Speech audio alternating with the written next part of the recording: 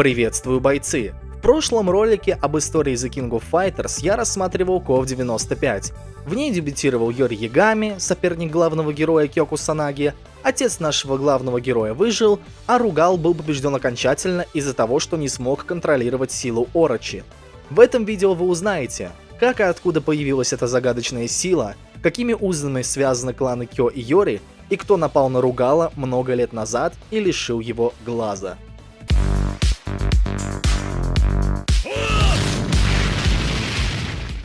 1996 год. СНК решили переосмыслить подход к своему набирающему популярность файтингу, когда выпускали третью игру KOF. В этот раз графика была значительно улучшена, все спрайты были нарисованы с нуля и стали выглядеть более детализированными. У персонажей стало гораздо больше проработанных анимаций. То же самое касается и спецэффектов. Их стало больше, и они выглядят значительно лучше. Визуальное оформление третьей игры — это буквально одна из самых главных революций в истории серии, поскольку именно с этого момента The King of Fighters станет значимой фигурой в мире файтингов. Ведь в ней разработчики осуществили многие задумки, на которые не могли решиться в своих прошлых играх. В основном, конечно же, это добавление персонажей и сложных сюжетных линий. Над какими-то бойцами дизайнерам не раз приходилось сидеть до утра, чтобы довести все до совершенного вида. Также были добавлены уникальные интеракции. Вместо привычной позы перед поединком проигрывается уникальная анимация между связанными персонажами. Появился счетчик комбо, который показывает, сколько ударов в связке вы нанесли, а также, если вы прерываете атаку соперника своей атакой, вы наносите больше урона и появляется уведомление о контратаке. Изменения коснулись и механики игры. Произошли небольшие изменения в системе перемещения и спецприемов. Вместо рывка вперед была введена механика бега. Нажав дважды на кнопку перемещения вперед, вы можете перейти на бег. Также появились длинные прыжки, которые позволяют перемещаться на большие расстояния с увеличенной скоростью. Это можно сделать, нажав вниз, а затем на прыжок в сторону, или же использовать прыжок во время бега. И да, в прошлом ролике я забыл упомянуть, что эти суперпрыжки были и в KOF 95. Правда, там они выполнялись двойным нажатием на кнопку прыжка в направлении. Механика уклонения была переделана в откат. Нажимая АБ и удерживая кнопку направления, вы одновременно уворачиваетесь от удара и перемещаетесь в одну из сторон. Если вы не используете кнопки перемещения, ваш персонаж просто сделает перекат назад во время уворота. Добавлена механика Super Desperation Move. Это что-то вроде улучшенного варианта Desperation Move. Как вы помните, так называются ульты в игре. Ну или прием отчаяния, если угодно. Так вот, когда ваше здоровье достигает критической отметки и начинает мигать красным, а ваша шкала силы заполнена до предела, вы можете использовать усиленный вариант своей ульты, который наносит очень большой урон. Это все изменения, которые произошли в механике боев. Также у большинства персонажей был сильно переработан список приемов. Какие-то приемы были изменены, появились совершенно новые движения на замену убранным, да и в целом большинство спецприемов были упрощены в их выполнении, отчего какое-либо движение можно исполнить значительно легче, чем в предыдущих играх серии. Небольшие изменения коснулись ростера. Команды сильно перегруппировались между собой, из-за чего одни персонажи ушли, вместо них пришли новые, а некоторые просто поменялись местами, перейдя в другую команду. Самое время познакомиться с новыми участниками. Леона Хейдерн, новый лидер команды Икари, которая заменяет Хейдерна, являясь его приемной дочерью. Известно лишь то, что когда-то командир Икари нашел ее одну в деревне, где случилась бойня, и Леона была единственной выжившей.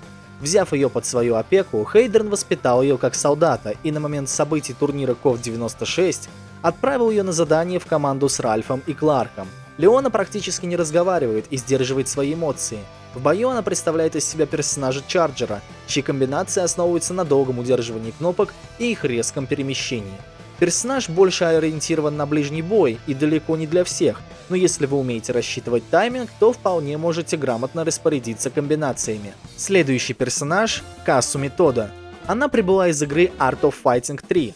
Касуми — это странствующая девушка, которая разыскивает своего отца, пропавшего без вести после поражения от рук Рё Саказаки и Роберта Гарсия. Она присоединяется к женской команде, объединившись с Май и Кинг, в то время как Юри Саказаки присоединилась к своему брату Рё. Касуми — это также боец ближнего боя, у нее есть атаки на небольшие расстояния, а также спецприемы с броней, которые могут служить как противовоздушные атаки. Кроме того, есть ближний прием, который можно продлить дополнительным ударом. Помимо этого, она имеет в списке приемов контратаки, которые отбрасывают противника или перемещают его в другую сторону. Также после выполнения Super Desperation Move Касуми может продолжить комбо дополнительной атакой. Далее на очереди Mature и Вайс. Их вы можете помнить в качестве прошлых секретарей Ругала Бернштейна, босса прошлых турниров КОВ. Двое девушек присоединяются к Йори, чтобы он мог участвовать в турнире. В прошлый раз он избавился от своих товарищей по команде, но девушек это нисколько не смущает. Ведь Йори — это наследник клана Ягами, давным-давно заключившего сделку с коварным змеем Орочи, и двое девиц, на секундочку, сами являются Хакешу. Так называют служителей Орочи, обладающих особыми силами. Хоть Ягами не служит этому змею, он косвенно является наследником его крови. Вот и вся причина, по которой Мачур и Вайс объединились с ним. Им просто интересно, как Йори будет бороться с проклятием внутри своей крови. Хоть девушки и не питают злобы к лидеру своей команды, Ягами наоборот настроен к ним враждебно и объединяется крайне неохотно, потому что понимает, кто они на самом деле. Вайс – жестокая и агрессивная. В бою предпочитает грубую физическую силу и получает огромное удовольствие от причинения боли другим. В плане игры это комбинированный персонаж, рассчитанный на разные виды стратегий боя. У нее есть атаки с воздуха, которые могут прервать прыжок противника или его попытку отразить вашу атаку. Также имеет в своем арсенале захваты, один из которых может перекинуть противника в противоположную сторону, а другой откидывает на большое расстояние. Ее Desperation Move также представляет захват, так что Вайс вполне можно назвать граббером. Мачур, в отличие от Вайс, менее импульсивна, но имеет более изощренный подход к насилию. Она скорее предпочитает манипулировать своей жертвой, прежде чем нанести удар. В бою полагается на режущие удары, которые быстро перемещают ее вперед, как на земле, так и в воздухе. Также имеет связку режущих ударов, которые наносят хороший урон в максимальном режиме. Ее ульта — это захват с перемещением, который, однако, можно заблокировать. Ну и, наконец, пополнение. Команда боссов, которая представляет собой объединение боссов из игр Fatal Fury и Art of Fighting. Мистер Биг как раз прибыл оттуда. Он является боссом игры Art of Fighting и противником для Рё Саказаки. Это чрезмерно наглый и самоуверенный криминальный деятель, известный своей показной роскошью. В битве он использует специальные ротанговые палки, которые служат ему в качестве холодного оружия и средства захвата. Также при помощи них он может создать небольшую огненную волну, ну а еще внутри этих палок спрятаны электрошокеры. Еще один участник — это Вольфганг Краузер, главный босс Fatal Fury 2. Он считает себя абсолютным олицетворением силы и вполне способен ее продемонстрировать. Его часто можно увидеть в доспехах перед тем, как он выйдет на бой. В поединке это довольно универсальный персонаж, у которого есть разнонаправленные снаряды, захваты и удары с выпадами вперед, у которых огромная зона поражения, что делает уворот от таких спецприемов практически невозможным, если вы находитесь в зоне его досягаемости. И, наконец, лидер этой команды — Гис Ховард, главный босс Fatal Fury, а также заклятый враг Терри Богарда. Когда-то давно Гис убил приемного отца Терри. Спустя много лет Терри отомстил Гису, схлестнувшись с ним в поединке, в ходе которого злодей упал с многоэтажного здания и, как предполагалось, погиб. Но, как позже выяснилось, он просто затаился. Гис отправил своего подопечного Билли Кейна, который после турнира передал ему информацию обо всем, что происходило. Узнав о загадочной силе Орочи, которой обладал Ругао, Гис сильно ей заинтересовался и в грядущем турнире решил выступить сам, заодно пригласив мистера Бига и Краузера. Именно так и была сформирована команда боссов. И, как вы помните, название взялось не просто так. Гис Ховард оправдывает его более чем. Его список приемов включает в себя воздушные и наземные дальнобойные удары, выпады с приближением, удары с подбрасыванием, атаки в воздухе и контрудары наземного базирования, которые могут блокировать удары с воздуха и с земли. По сути, он мог бы выступить и в одиночку, но правило есть правило. Вот такое пополнение персонажей случилось в The King of Fighters 96. Теперь самое время перейти к сути мероприятия, а точнее сюжету и турниру. Снова повсюду рекламируют турнир The King of Fighters. 96 год обещает быть интересным, потому что жестокие бои возвращаются. Участники получили свои приглашения и уже отправляются на турнир, чтобы показать всем свою силу. И в этот раз в письмах с приглашением нет той самой зловещей буквы «Р», а значит, турнир организовал не Ругал. Но кто же тогда? К сожалению, организатор предпочел остаться в тени, наблюдая из-за кулис за событиями грядущего турнира. Вновь принимает участие команда героев, она же команда Японии. И в этот раз никаких катсцен, где за персонажами кто-то наблюдает со стороны. Ощущается как реальный бойцовский турнир без подвоха. Ну, по крайней мере, до поры до времени. Одолев последнюю команду на своем пути, их приветствует таинственная девушка, которая представляется организатором турнира. Ее зовут Чизуру Кагура. Наблюдая за сражениями японской команды, она приходит к выводу, что этой силы будет недостаточно. Кагура заявляет, что нашим героям больше повезло, чем они действительно обладают достаточными силами. Ведь они вовсе не победили Ругала, он самоуничтожился. Чизуру разочарована в навыках команды, особенно в Кё Кусанаги. Начинается перепалка, и девушка предлагает выяснить все в бою, а также предупреждает о надвигающейся опасности. Итак, Чизуру Кагура – босс, которого нужно одолеть. Увеличенное здоровье, повышенный урон – все как полагается. Она использует иллюзии, которые могут наносить удары вблизи и на расстоянии, а также Кагура может перемещаться вместе с ними. Чаще всего она будет пользоваться восходящим ударом, который и наносит больше всего урона. Также Чизуру может отражать проджектайлы и на время отключать ваши спецприемы, если она попадет по вам своей ультой. Правда, не факт, что вы доживете до этой атаки, ведь увеличенный урон довольно быстро истощит ваше здоровье. Очень легко перепутать Кагуру с ее иллюзией, и в попытках ударить будете встречены атакой с повышенным уроном. Оппонент всегда будет наказывать вас за пропущенную атаку или промах и очень быстро может довести до состояния оглушения. Эффективной тактикой будет использовать суперпрыжок с разбега, выбрав правильное расстояние.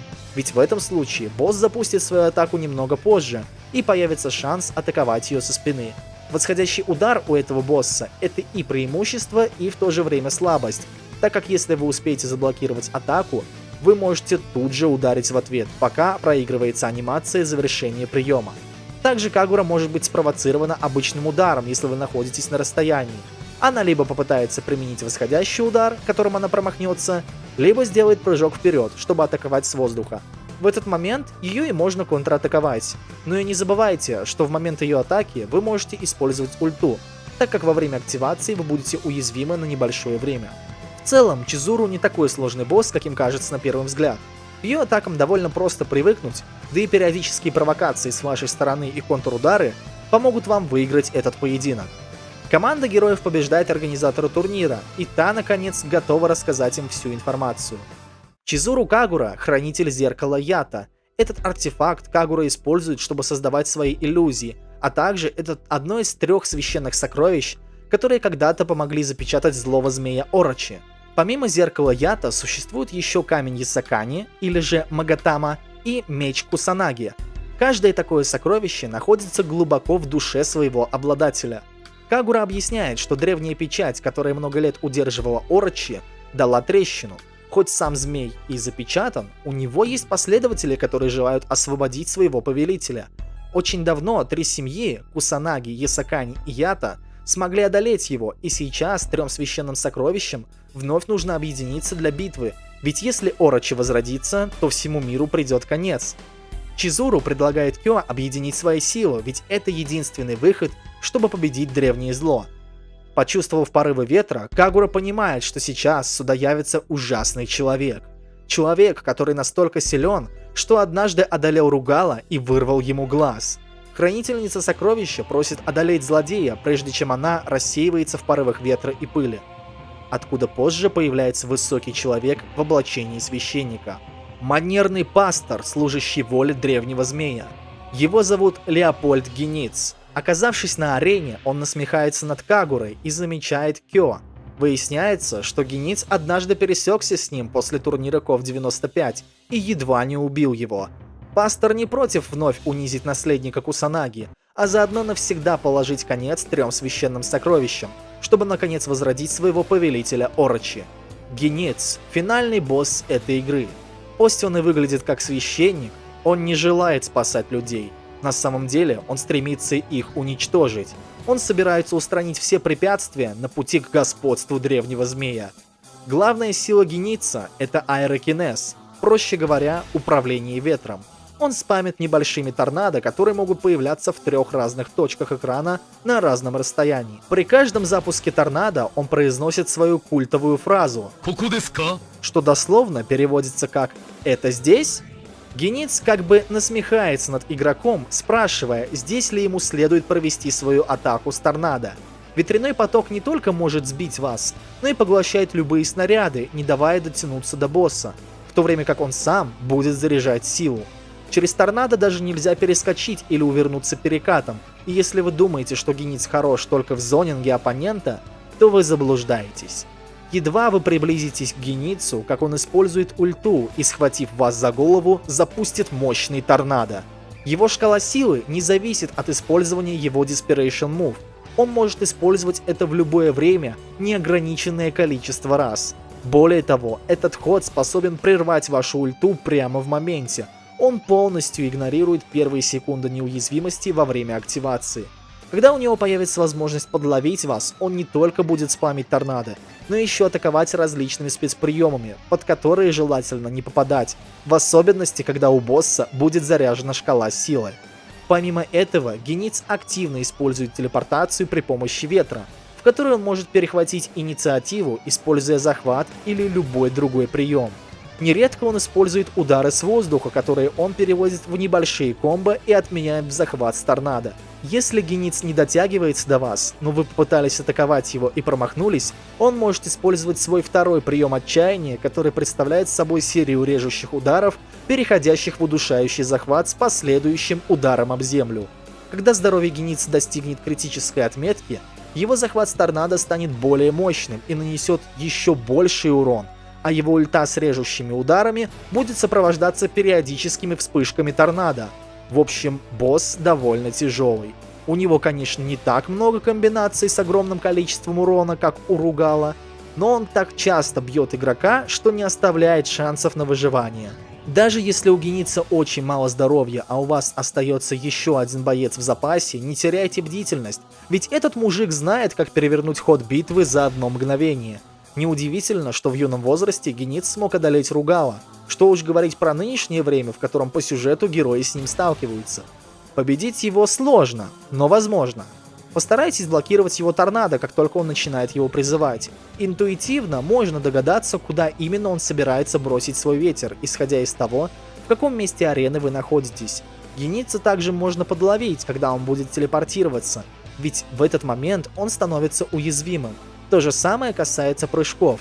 Вы можете переместиться и атаковать его со спины, или же сделать небольшой рывок, и после того, как Гениц промахнется, нанести удар. Самое главное, старайтесь держаться от него на расстоянии, чтобы не попасть в захват, ведь он может дотянуться до вас, даже если вы стоите в паре шагов от него. Прием отчаяния с режущими руками можно заблокировать и ответить на него захватом, комбо или сбивающим ударом. К тому же, этот прием можно контратаковать, если вы на расстоянии спровоцируете Геница своим приемом отчаяния. Правда, это работает не на всех бойцах. Можно обмануть Геница, подпрыгнув вверх, и тогда он использует анти-эйр, во время которого он будет уязвим для атаки. Правда, бойцы более высокого роста рискуют получить урон, если подойдут слишком близко. Многие трюки, конечно, будут работать при использовании только конкретных персонажей, да и сам босс, хоть и может считывать ваши движения, в некоторых случаях будет реагировать по-другому. Поэтому очень важно в некоторых случаях лишь создавать видимость, что вы собираетесь выполнить что-то, но в решающий момент подловить Геница и использовать нужную комбинацию. И таким образом у вас получится победить его, как и у наших героев. После поражения Гениц признается, что просчитался. Кусанаги стал сильнее и смог дать ему достойный отпор. Однако он не собирается сдаваться. Он твердит о том, что его поражение ни на что не влияет. Господство древнего змея Орочи близко. Объединение Кусанаги и Ята ничего не изменит, и хоть последователи злой силы потерпели поражение очень давно, в этот раз Орочи будет возрожден, ведь судьба Кусанаги трагична, и в сражении он просто погибнет, как и его предки. Вновь начинает дуть ветер. Герои думают, что пастор собирается сбежать, на что злодей отвечает отрицательно. Геница зовут небеса. Его разрывает ветер, не оставляя и следа. Кусанаги напоследок говорит о том, что готов столкнуться с Орочи, как и его предки 1800 лет назад. Турнир окончен.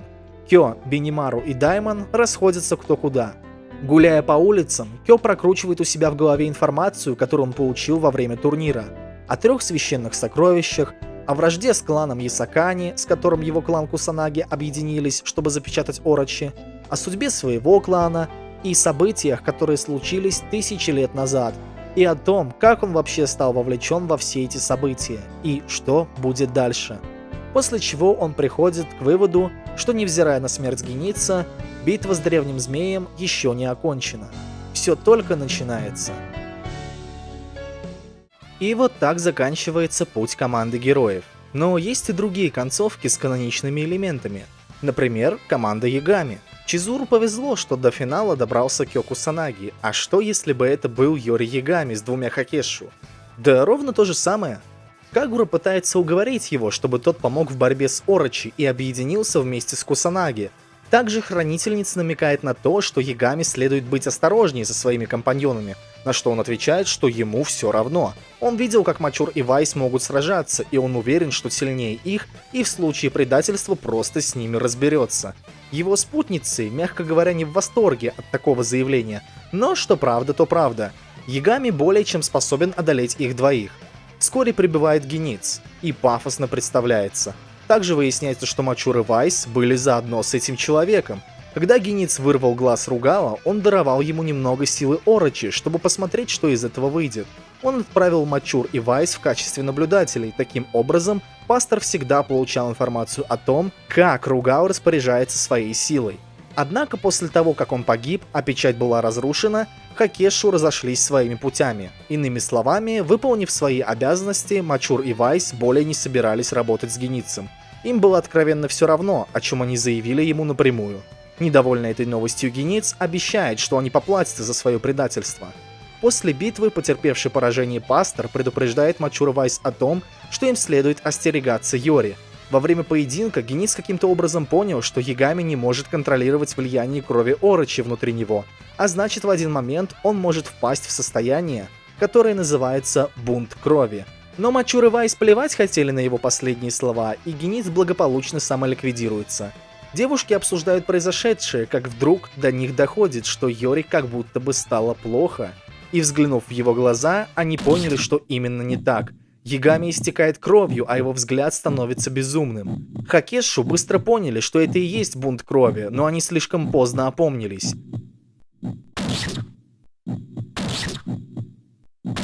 Йори, совершенно не контролируя себя, растерзал своих товарищей по команде. Мачур и Вайс были убиты. Такова концовка команды Ягами. Еще одна интересная концовка у команды Икари. Когда появляется Гениц, он узнает Леону, а она его. Ведь это именно он убил ее родителей и устроил бойню в деревне. Однако пастор лишь усмехается на такое заявление и отрицает это, говоря, что это сделал не он, а она сама. Гениц лишь пробудил в ней силу Орочи, а она, потеряв контроль, уничтожила всех в деревне.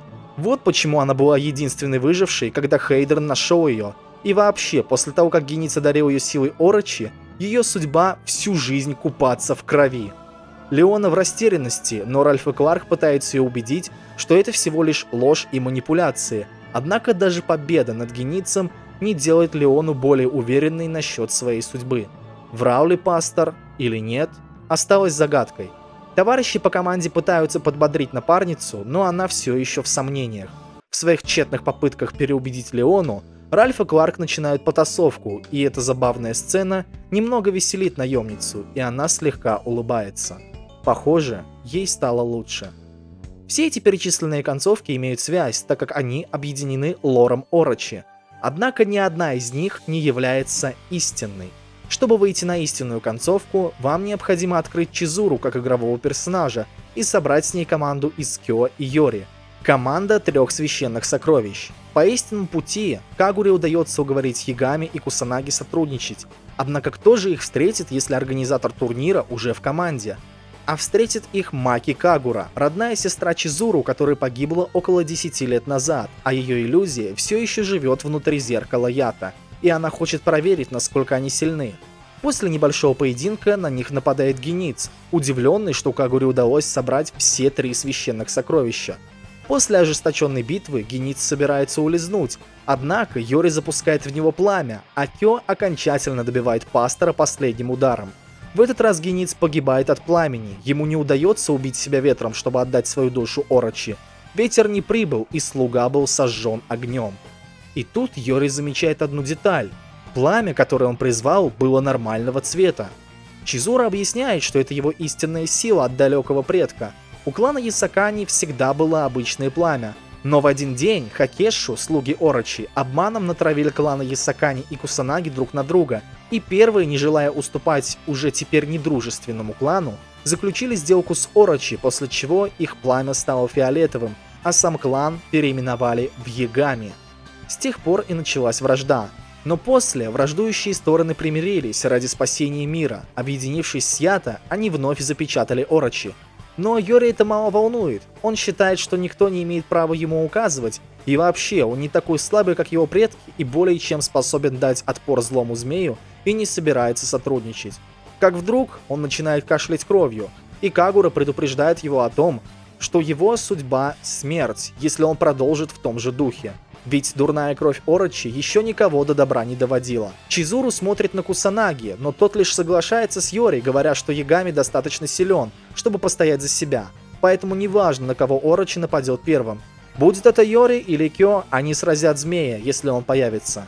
Чизуру не удается договориться с 2 соперниками, и все расходятся. Хранительница Зеркала понимает, что скоро грядет нечто ужасное, и надеется, что к тому времени Кё и Йори осознают свою важность в этих событиях. Это и есть истинный финал. Подытожим. Кё, Йори и Чизуру объединились и победили Геница. После событий турнира Йори теряет контроль и убивает своих товарищей по команде. Кё в раздумьях, Леона в смятении, не в силах вспомнить, правда ли это она убила всех в деревне, или же это была уловка Геница. Вот такой вот лор Орочи в этой игре. Иначе говоря, все события происходили, за тем исключением, что команда священных сокровищ по канону одержала победу. И все остальное произошло уже спустя короткое время, когда турнир закончился. Таков весь сюжет The King of Fighters 96. Буквально за короткие сроки KOF 96 стал лучшей аркадной игрой месяца. Игра получила как положительные, так и отрицательные отзывы от изданий, специализирующихся на видеоиграх, которые по-разному прокомментировали ее новые дополнения.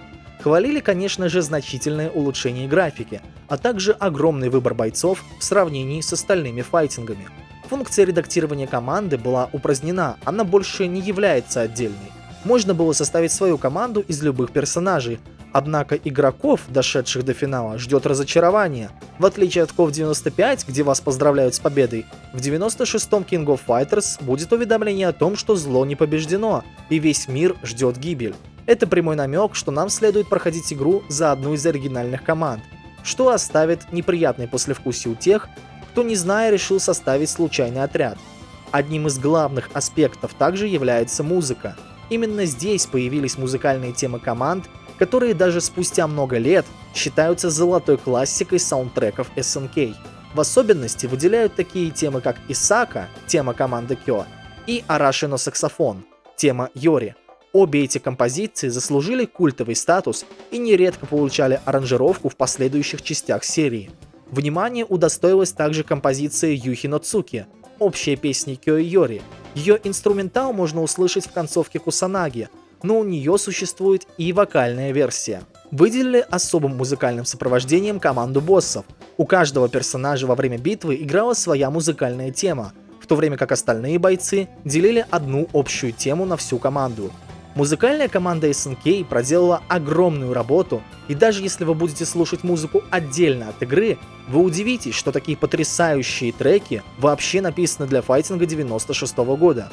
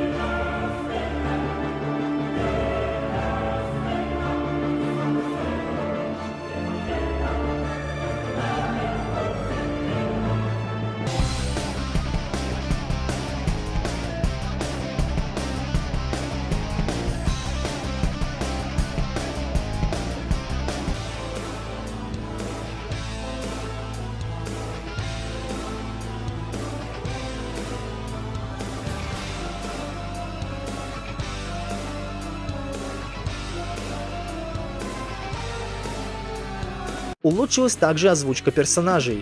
Голос диктора, по мнению рецензентов, стал более слышимым и понятным, а персонажи ощущаются более драматично благодаря новым репликам и хорошей актерской игре. Игровой процесс стал более сбалансированным, движения персонажей выглядят лучше. Похвалы удостоился и главный босс игры – Гениц. Критики отмечали, что в сравнении с Ругалом он ощущается менее сложным, поскольку для победы над ним требуется меньше времени и у него нет чересчур несбалансированных атак. И это при том, что даже в качестве играбельного персонажа его урон все еще высокий в сравнении с остальными бойцами. У Геница также есть своя собственная сюжетная линия, в которой он намеренно приходит на турнир, чтобы уничтожить Кагуру, но после победы сталкивается со своей копией, сотворенным зеркалом Ята, и, уничтожив копию, едва не погибает сам из-за эффекта священного сокровища. В битву вмешивается дух магии из зеркала, и Гениц, как и в остальных концовках, исчезает без следа. Предполагается, что он все же принес себя в жертву Орочи. Для того, чтобы игрок смог пройти аркаду с этой концовкой, нужно было составить любую команду с Геницем, но не включать в нее Кагуру. В противном случае концовки не видать. Но в целом играть за босса довольно интересно, особенно когда у него есть своя сюжетка, что было высоко оценено игроками, которые смогли его открыть. В то же время у игры были недостатки. Далеко не все критики сочли графические улучшения достаточными, подчеркнув, что King of Fighters отстает от других 2D-файтингов. Большой проблемой также стали спрайты различных снарядов. Огненные шары, пламя, торнадо и другие спецэффекты сильно нагружали игровой процесс, из-за чего игра могла замедлиться во время выполнения определенных приемов. Может быть, это и не сильно ухудшало процесс геймплея, но для некоторых типов бойцов это может стать серьезной проблемой. Благо на портативных версиях этот недостаток отсутствует. Эффекты не перегружают игру во время процесса, и спрайты, которые в аркадной версии нередко замедляли игру, в портативном варианте ощущается значительно быстрее и более плавно. Чаще всего перегруз происходил не только из-за эффектов, но и из-за арен. Каждая сцена является в каком-то смысле интерактивной. На локациях постоянно происходят какие-то процессы. Меняется погода, ходят люди, проигрываются заставки на экранах, и почти каждая сопровождается вступительной анимацией. Самой нагруженной локацией считается финальный этап во время битвы с Геницем. Ведь мало того, что небо затянуто анимированными облаками, так еще и постоянно мелькают вспышки, летят в разные стороны различные объекты. Если вспомнить предыдущий опыт SNK в создании локаций, то уже бывали случаи, что из-за разного аппаратного разрешения какие-либо эффекты на локации могли выглядеть не так, как задумывались. Ярким примером служит арена команды Ягами в KOF 95, где рядом с ногами персонажей, по идее, должен был находиться едва заметный дым.